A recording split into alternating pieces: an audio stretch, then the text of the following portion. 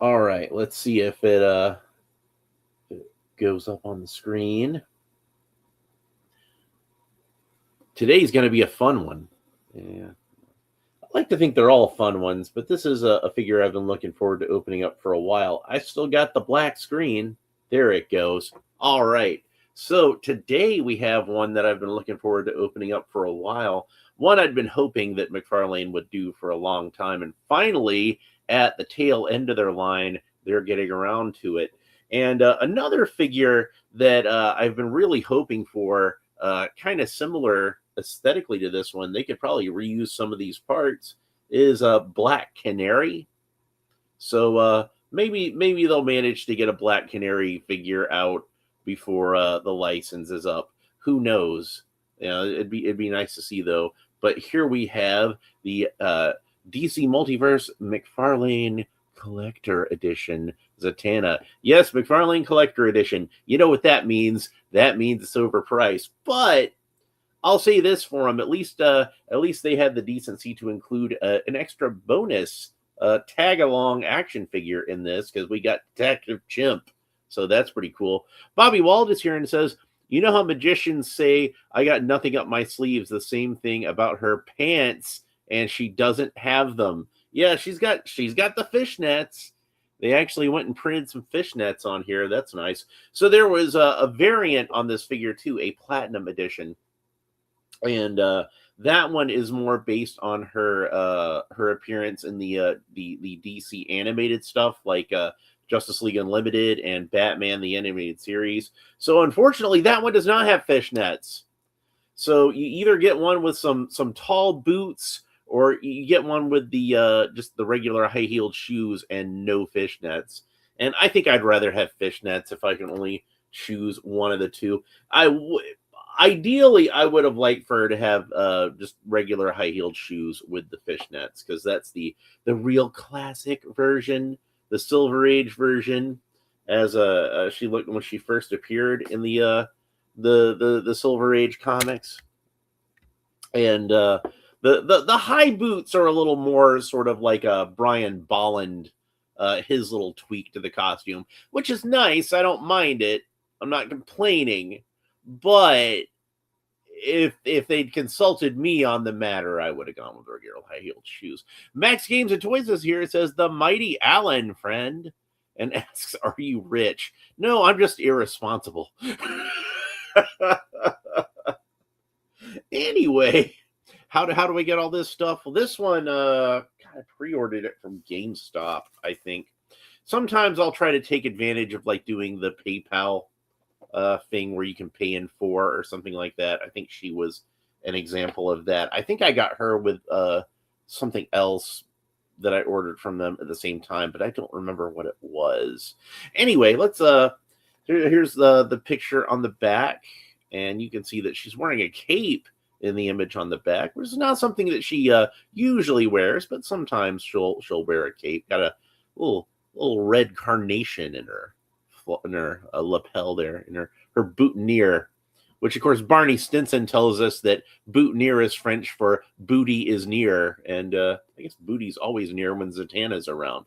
So lovely piece of artwork. Like there's not a whole lot of artists that are on the level of Adam Hughes just in general, but especially in terms of drawing beautiful women. Can you think of anybody better than Adam Hughes? I certainly can't. And I think that they probably took some inspiration from this figure too, from this image, because you can see the kind of like the texture to the vest. When we open her up, we'll see there's some kind of texture to her vest. Like, it's not identical to that, but it's pretty close. So, and she's figure number 53 in the collector edition. So yeah, I've been wanting to do some more DC for a while. I haven't opened up any DC figures in quite a while. And next week, I'll be opening up the 3 Batman Returns figures that I have. Unfortunately, was not able to get all of the Batman Returns figures, but I got Batman himself, and thanks to Captain Half-One, helped me out with that. And I got Catwoman and Penguin. So let's go ahead and see if we can get these trading cards out without messing them up too much. And they do come with 2 trading cards. And it seems like it's going to pull up too much paper that way. There we go. We got Detective Chimp gets his own trading card, so that's nice. You know, I've had figures in this line before that have come with additional smaller figures, like, say, Crypto, that came with the Mullet Superman figure, and the Silver Age Batman figure that came with Ace the Bat Hound, but they didn't get their own trading cards. So it's nice that Detective Chimp got his own trading card. And then, man, they used some really good glue on on the blister that holds these in. But here is the Mcfarlane collector stand. Every figure should come with a figure stand, and it's got that silver DC logo on it since it's a collector edition figure. Let's go ahead and read those trading cards before I forget about it. All right, so here's Detective Chimp. And there's the image that we have on that.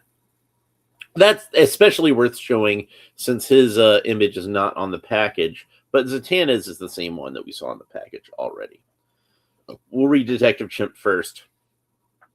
Detective Chimp, DC Classic, data file, real name, Bobo.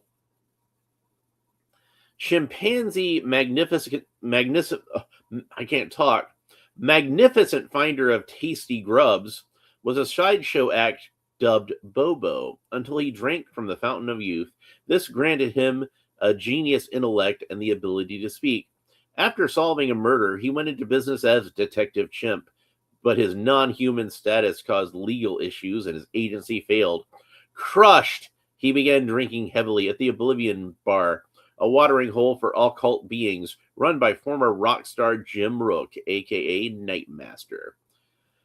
He was also the mystic guardian of the other dimensional Mira. So there you go. There's that.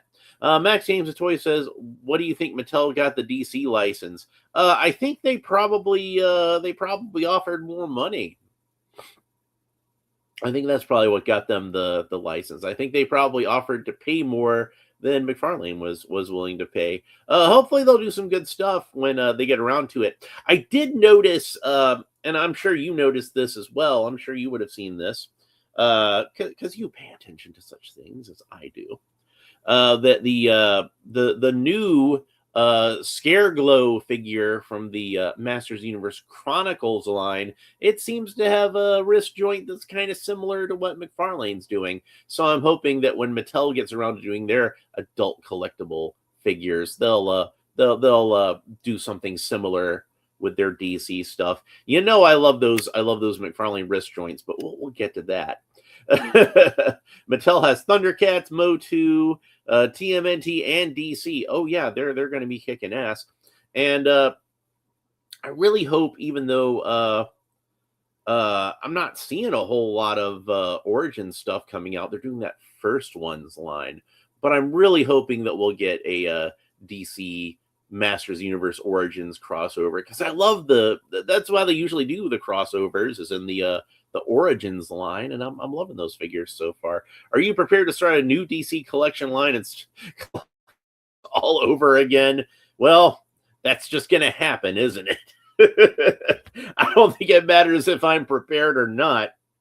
All right, so let's have a look at the Zatanna trading card, which says Detective Chimp at the top. They messed that up, didn't they?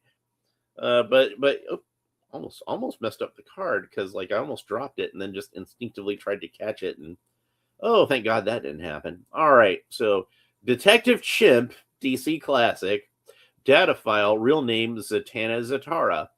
The mistress of magic, Zatanna Zatara, is one of the most powerful magicians in the world, able to alter reality with a single word. As a member of the Justice League Dark, she helps defend the Earth from supernatural threats. However, this mighty sorceress has learned that magical power can be a curse as well as a blessing. Yeah, Zatanna was the daughter of a Golden Age DC character named Zatara the Magician, and Zatara was basically kind of like the dollar store version of this fella here. Since I happen to have his figure nearby, we might as well have a look at it. He's underneath some stuff. I got to kind of pull him out of that. But here he is, a little dusty. Mandrake the Magician, who was a very popular comic strip character in the 1930s, and popular enough that DC decided to do a knockoff of the character called Zatanna. But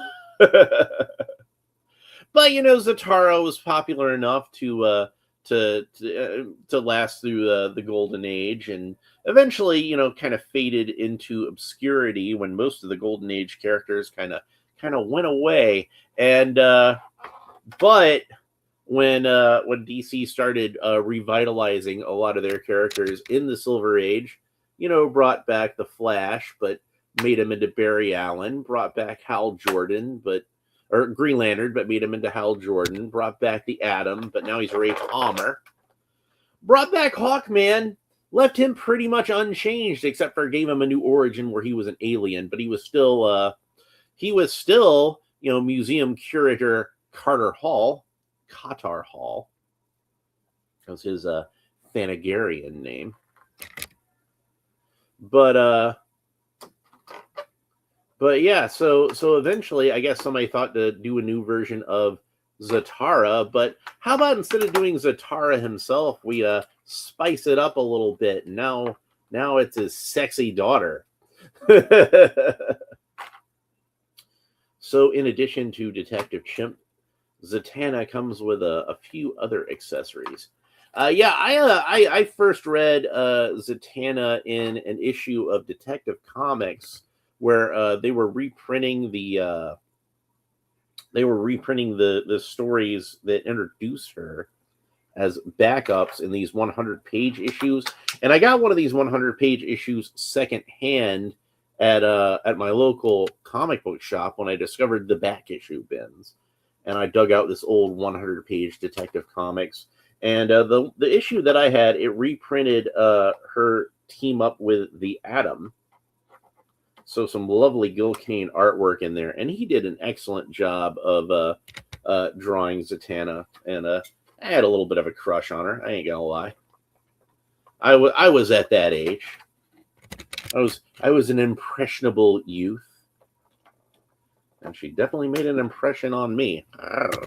Anyway, let's go ahead and get the figure out of the package. Did I cut this? It almost looks like I didn't cut it, but I could have sworn I did. I guess not. Well, we'll just loop her out of there. So one thing that I noticed that I thought was kind of funny with this figure, when I was looking at the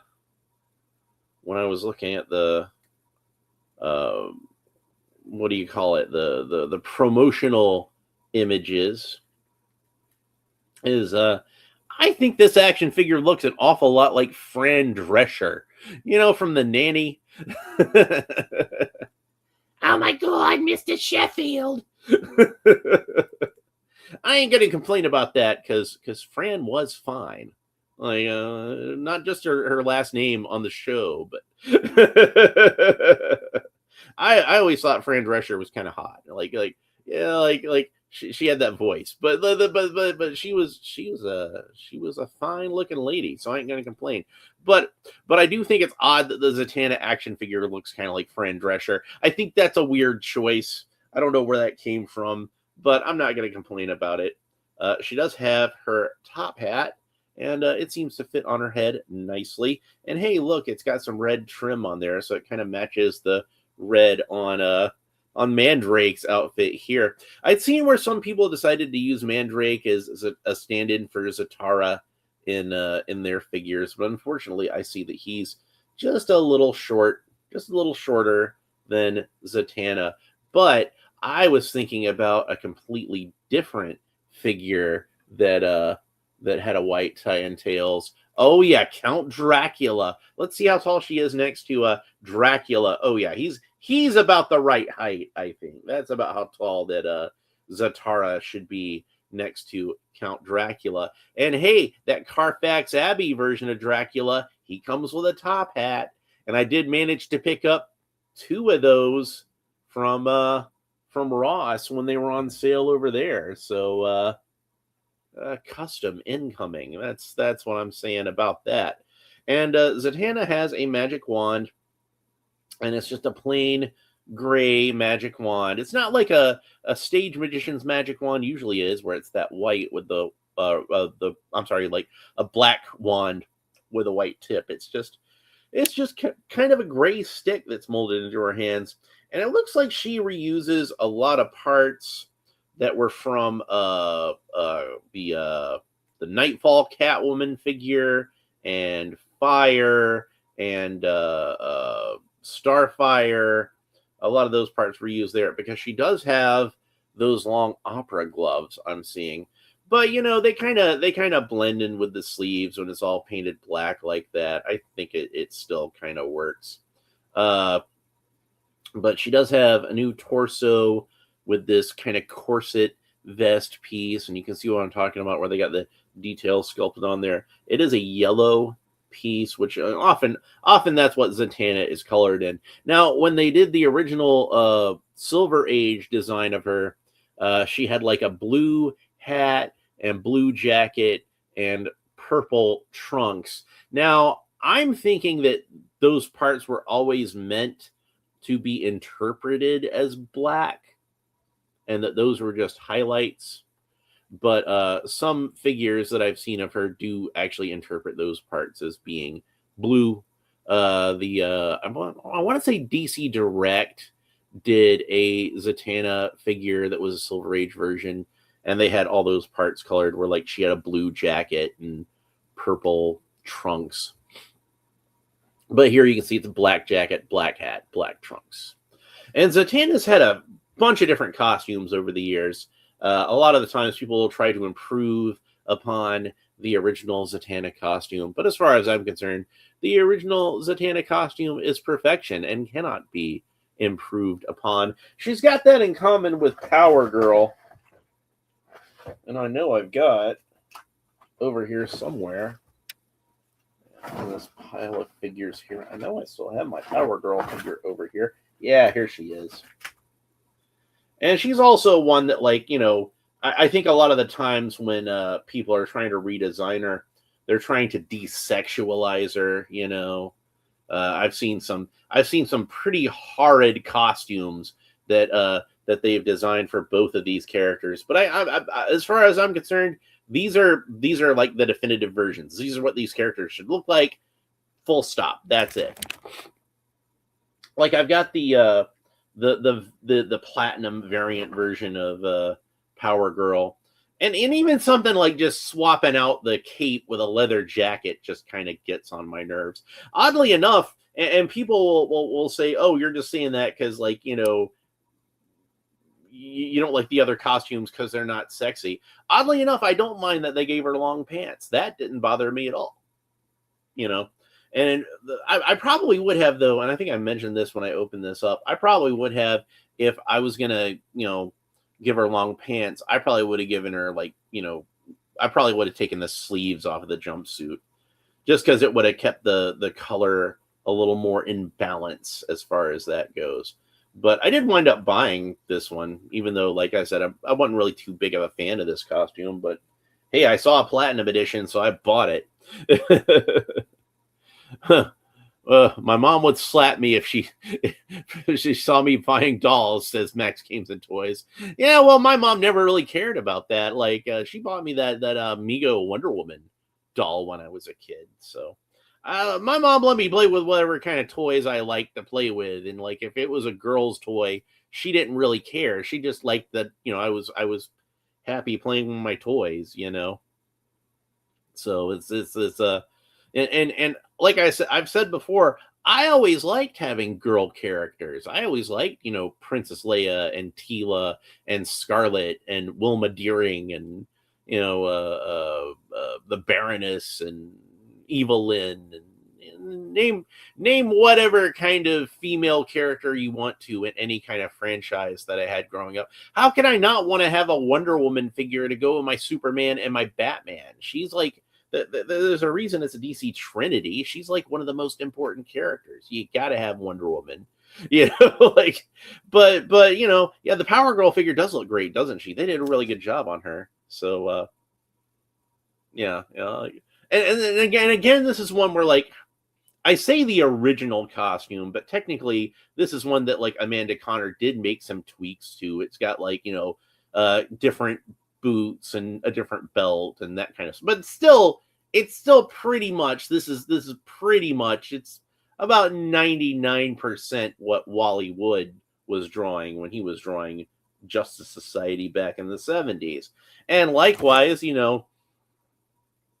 like I said, this isn't 100% what the classic Zatanna costume was in the comics, but it's close enough. Like that's pretty much it. It's like if I say that Neil Adams' Batman costume, if I refer to that as the original Batman costume, obviously originally it didn't have the oval around the bat when it was first drawn. He had the ears that kind of stuck out to the sides.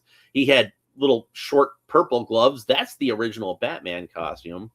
But I think if you ask most people to describe the original Batman costume, like they're pretty much going to describe this one. This is what most people think of when you say the original Batman costume. And they might be pedantic enough to say, well, basically this, but without the oval around the bat. They might be that kind of pedantic, but anyway. And then she does come with a couple of extra hands, and I'm not going to swap them out right now, but they're hands with the little flames sculpted to be sticking out of them. And I believe that these are hands that we've seen before. I think like Jade had hands like this or something. Maybe Fire. I don't remember, but I've got the Fire figure down here somewhere. I thought I had her around here. Maybe over there. Yeah, here we go. Here's where I had her. No, she had like kind of things that go on. I couldn't remember. There are things that like go over her hands, but yeah. And then she's got one gripping hand over here, so she can hold on to something if she needs to. Let's talk about Detective Chimp for a little bit. Now, as I remember, Detective Chimp in the original Silver Age comics was kind of just a normal chimp. He didn't talk or anything like that. He was just a particularly intelligent chimpanzee, and there's not a whole lot of articulation to this guy, but there is some. And since he is just kind of a pack-in sidekick character, it's understandable that he not have a lot of articulation, considering how Crypto and Ace, like at best you could turn their heads. Detective Chimp can turn his head from side to side, and his chin kind of bumps into his shoulders, so it doesn't turn all the way around. And he does can kind of nod his head back and forth that way, kind of tilt his head quizzically from side to side a little bit. The arms rotate all around the shoulders, but that seems to be all the articulation we have at the arms. It doesn't seem to raise up to the sides at all, which is kind of disappointing. And I kind of figured that would have been something they could have got in there easily, but they didn't. The wrists don't seem to rotate. They seem to be glued in place. I say glued in place because this is a separate piece of plastic. They could have had this be an articulation, and they chose not to for whatever reason. He doesn't come with any accessories, and you would think a good accessory to come with this guy would be a magnifying glass, and he even looks like he was molded to hold a magnifying glass, but he doesn't have one. Now, the good news is, if you want to give this guy a magnifying glass, there is one that I think would work pretty well. And I don't have it on hand to try it out right now, but I know I have one somewhere. I'll see if I can dig one out and get a picture with him later. But Lego actually makes a pretty good magnifying glass that, even though it's made for Lego minifigures, a lot of those accessories are oversized anyway. And I think that Detective Chimp would be able to hold that magnifying glass just fine, and I think it would look really cool with him. So go ahead and look on eBay or wherever, Bricklink or someplace like that, and see if you can find one of those magnifying glasses, because I think that would look really good with this guy. And then he does rotate all the way around at the waist, but no leg articulation or anything like that. His feet don't seem to be articulated at all. Like I said, pretty limited articulation on this guy, but he's not like the action figure. He's just kind of like a little pack-in, like a little extra thing. And I think for that kind of a character, his articulation is actually really good. He does have better articulation than, like I said, Crypto or Ace had. So we'll go ahead and set Bobo aside for now. And then we can talk about Zatanna's articulation. And just so I don't accidentally drop on the floor, I'm going to take her hat off. But her hat actually does stay on pretty well. Like I said, it doesn't seem to run any risk of falling off. She does have a little bit of hat hair kind of molded onto the figure. You see there where the line of the brim of the hat, it kind of fits in there. But it doesn't look too bad without the hat. But I do kind of feel like it's a little bit flat when you look at it without the hat. But hey, that's just it's either that or she has a hat that doesn't fit on her head. I suppose they could have done the thing where the hat was attached to a separate piece of hair, and you could have swapped out the different hair pieces. I'm just kind of armchair quarterbacking it at this point. But I think it worked out pretty well as it is. Max Games and Toys says that Detective Chip is from Mcfarlane. Yes, it is. It's from this same set. He comes with Zatanna. Luke Skywalker says Vanessa Kensington from the Austin Powers line also has a great magnifying glass to use. Okay, we'll keep that in mind also. Mrs. Kensington, yeah. Or she was just Miss Kensington. It's just Ms. Yeah, like I had that figure, maybe not that same figure, but I had an action figure of Vanessa Kensington a while back. It was when the second Austin Powers movie came out. And like I don't think they realized how popular Austin Powers was going to be when the first movie came out. And in fact, it didn't do that great at the box office. It just did kind of okay. And they wound up putting it on home video. DVD at the time was really new. And that was when Austin Powers really blew up, was when it hit home video and everybody was like, dude, you got to see this movie Austin Powers. It's hilarious. And it did so well on home video that was when they decided to do the sequel. And Mcfarlane got the rights to do the toys when the sequel came out. And those are some pretty cool figures. Not great articulation on those, because that was when Mcfarlane was starting to kind of skimp on the articulation and do more sort of like statue-like figures. But the sculpting and the paint jobs were all great on those. So that was a good line of figures. Thank you for reminding me of that, taking me on that little trip down memory lane. So let's go ahead and talk about her articulation some. So Zatanna can only look up about that far. I mean, she's got that hair that kind of gets in the way. She can look down about that far, which is a bit better. Kind of tilt her head quizzically from side to side.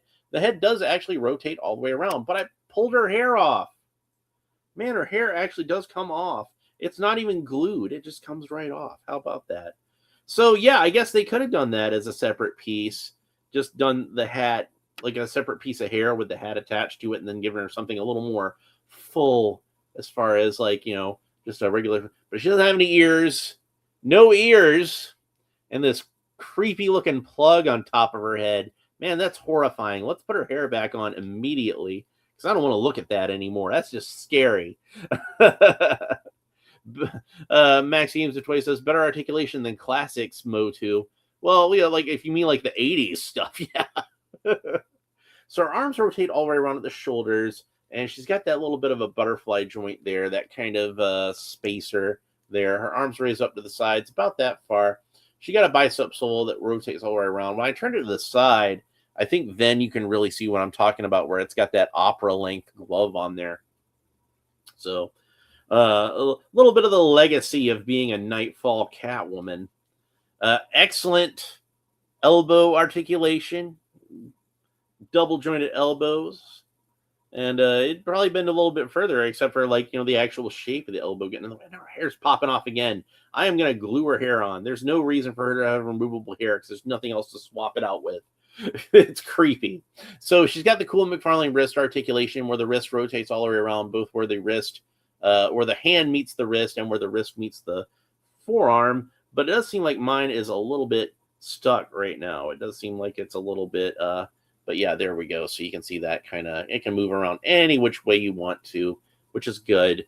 And then she rotates all the way around at the waist, and that is a waist that kind of can pivot back and forth, frontwards and backwards. I don't know if there's any articulation underneath here. Doesn't seem to be any kind of ab crunch or anything. But obviously they didn't want to interfere with the sculpt of the vest. So they didn't mess with that too much. I suppose they could have done something where like where her I'm trying to think of a polite way to say knockers, but like you see where the breasts meet the corset, like they probably could have put a joint in there. Batman helping Spider-Man says make Detective Chimp hump Zatanna. I'm not gonna do that. I'm not going to do that. This ain't that kind of show. You want to do that, you buy this figure yourself. But that is funny. So Zatanna can do the splits, no problem. Still not going to put Detective Chimp in there. Zatanna can kick up about that far. And she does have a double jointed knees bending about that far. If I remember correctly, Detective Chimp did have a bit of a crush on Zatanna, and who can blame him? You know, that was a thing on the. I believe that was a thing on the Brave and the Bold animated series, even. Max Games and Toys says, I'm hoping Mattel uses the Motu Chronicles articulation on the new DC line. Yes, that's my hope as well. As soon as I saw that Scareglow had that kind of Mcfarlane toy type wrist articulation, you know, like around the time that Mattel announced that they had the DC license now, I'd said that, like, you know, one thing that I would really miss about the Mcfarlane figures would be that wrist and ankle articulation. And I said, if anybody from Mattel is watching, if anybody from Mattel can hear me, try to copy that. Try to do that with your DC figures. And I suspect that's going to be what happens. I'm not saying they did it because they heard me say it on my show. But I am saying that if somebody from Mattel did hear me say that, now it happened. I'm just saying, is it possible? Anything's possible. Let me have my delusions of grandeur. That's all I'm saying. So, Zatanna does not have high-heeled shoes, which is something that very much surprises me. She's just kind of got flats. And I would think that high-heeled shoes, you know, they could probably just use some of the ones that, you know, they already have. You know, doesn't this Catwoman figure comes with high-heeled shoes? You know, I'm pretty sure that Fire has high-heeled shoes. If I remember correctly, yes, she does. So they could have used high-heeled shoes on her, and I don't know why they didn't. I think that high-heeled shoes would have been a nice touch. But no, she's just got kind of regular boot heels. But her feet can point down about that far and point up about that far. And like I said, cool Mcfarlane ankle articulation. So they rotate all around where the ankle meets the foot and where the ankle meets the shin. And then she's got toe articulation just to show off.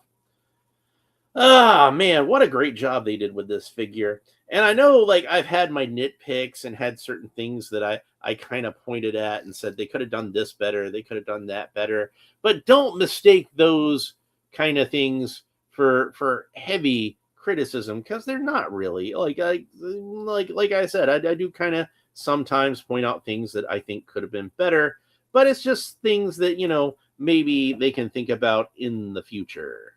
And I doubt at this point we're ever going to see another, at least not for the foreseeable future, another, there she is with the flame in her hand. I figured that'd be good for the thumbnail.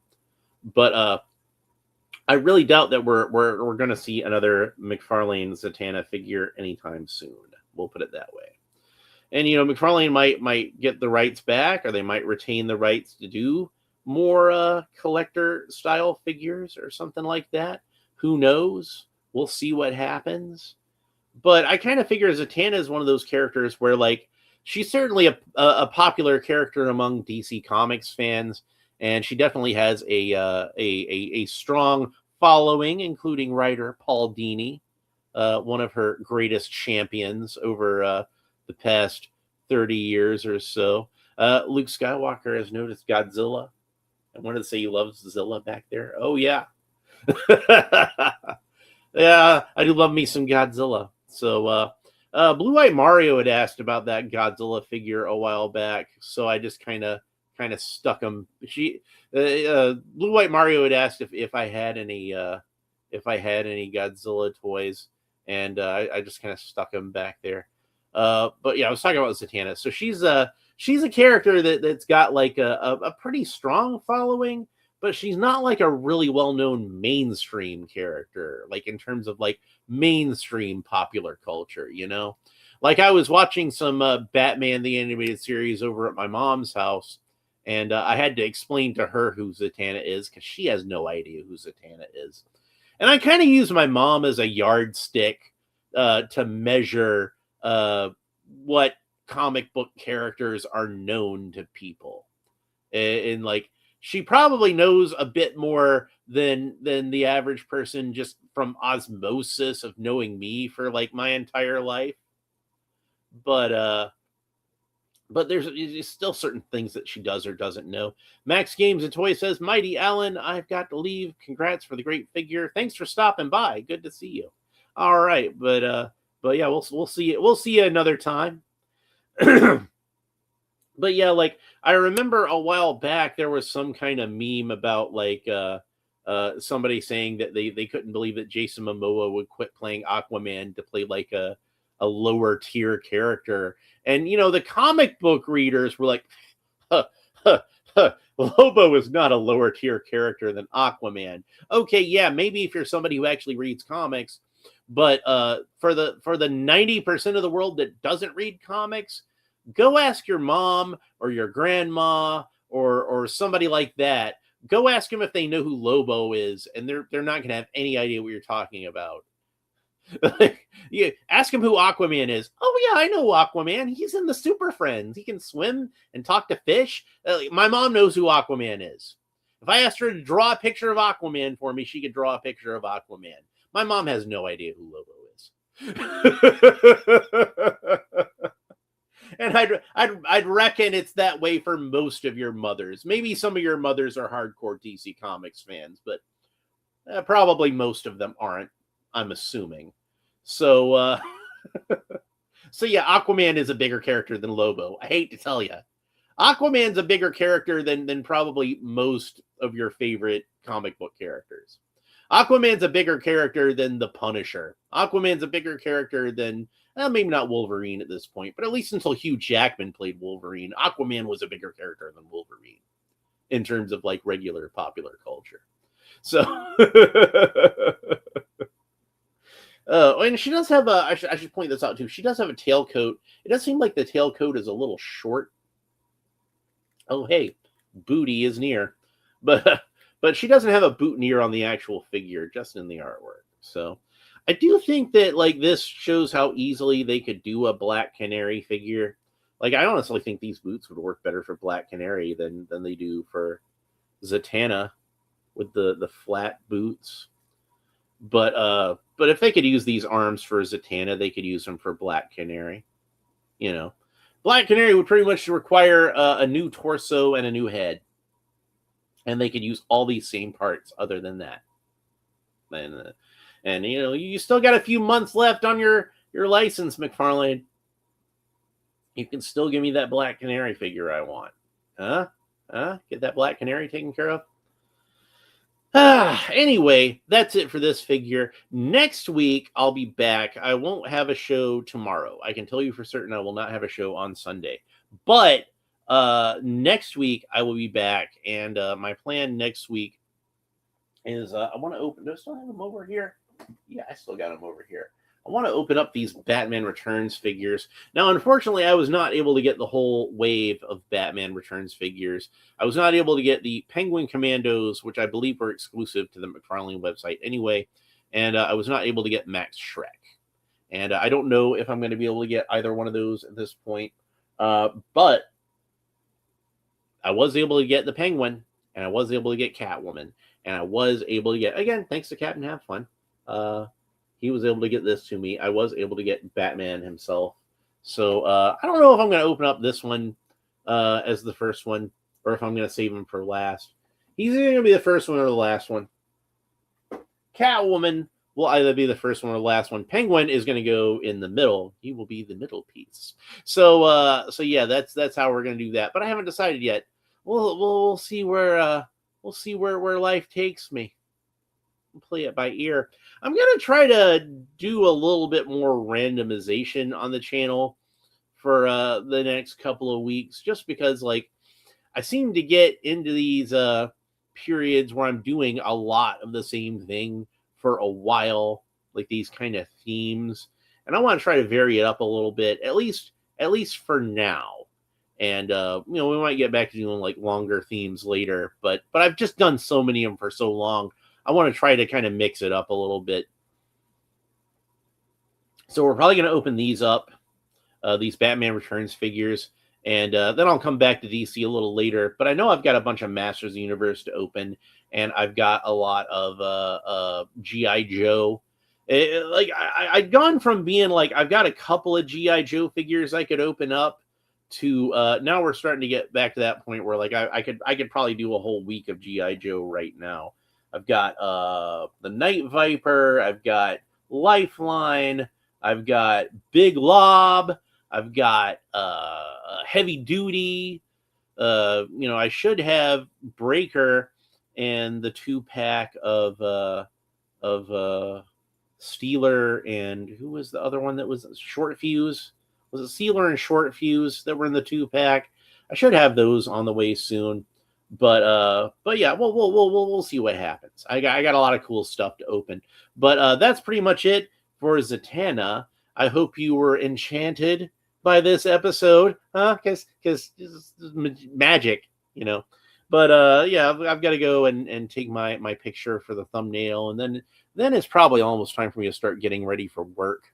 So I'll probably go ahead and do that. But yeah, I'll take the thumbnail and probably have a picture of her up on my Instagram, and of course I'm gonna have Steve Miller Band Abracadabra playing over the background because it's Zatanna, and that's just what I do. That's just how I do. So anyway, that's it for this episode. Hope you enjoyed it. Please make sure that you like and subscribe and all the fun YouTube stuff down below. Leave a comment. Let me know what you think about Zatanna, both the character in general and this figure specifically. But yeah, make sure you like and subscribe. YouTube likes it when I say like and subscribe. So I like to say like and subscribe. Leave a comment. I like it when you leave comments and let me know what you think about Zatanna.